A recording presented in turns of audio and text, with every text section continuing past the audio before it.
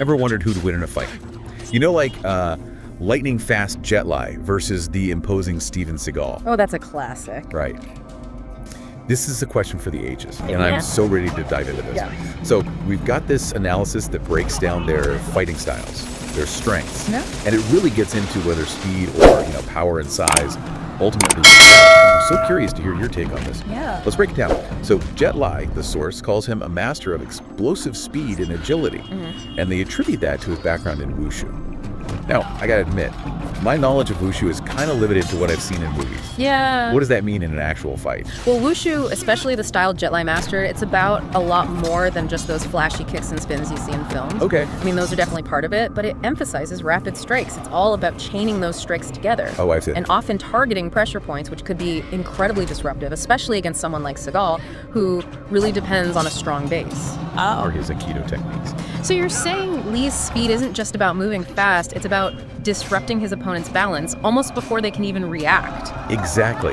And when you add in Li's lighter frame, which the source points to as a major plus, it's not just about speed, it's about maneuverability, it's about agility. Yeah. Creating these angles that a heavier opponent would struggle to keep up with. It's like, imagine trying to catch a feather as it's blowing in the wind. Okay, yeah. That's kind of the image I get. I'm starting to see how Li's style could be a real problem for someone like Seagal. So while Seagal's used to opponents coming at him directly, Li would be like this unpredictable force, constantly moving. Right, shifting, darting in and out, hitting from unexpected angles. And with Wushu, he's trained to be super aware of his opponent's movements, like he's a step ahead, which makes Seagal's Aikido, which is more reactive, that much harder to pull off. Right. Okay, but let's talk about Seagal's Aikido for a second. How does a fighting style that's all about redirecting energy work against someone as fast and evasive as Jet Li? Well, Aikido is incredibly effective, particularly in close-range combat.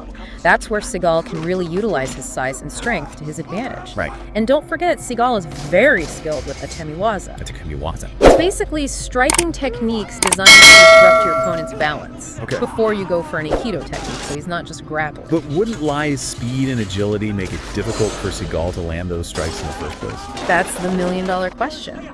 The source seems to think that while Seagal's definitely mastered Aikido, his movements, they can be a bit slower, more deliberate, and that could leave him open to Li's rapid-fire attacks, especially those targeted strikes that could disrupt his balance. Almost like a boxer trying to corner a fencer. Exactly. Right. The boxer has the power, but the fencer has the speed. And the precision. To stay out of reach and pick their moments. So, what's the verdict?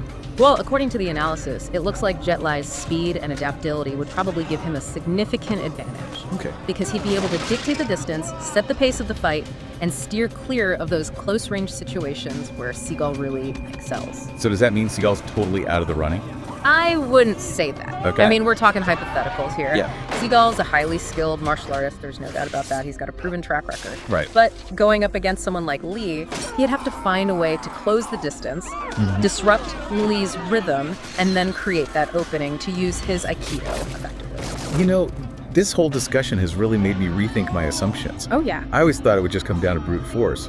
But strategy, knowing your opponent's weaknesses, that seems just as important, maybe even more so. It is, and that's what makes this face-off so interesting. It's not just about who hits harder. It makes you think about the strategy, the tactics of these martial arts. So, the analysis points to Jet Li, but it's definitely not a slam dunk. Right. It really shows how different fighting styles create these unique challenges.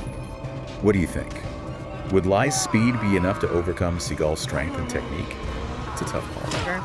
And what if we switch things up? Say the fight took place in a confined space. Would that tip the scales? I mean, Li wouldn't have as much room to maneuver. That's a good point. Food for thought. Yeah, it is. It really makes you think. Definitely.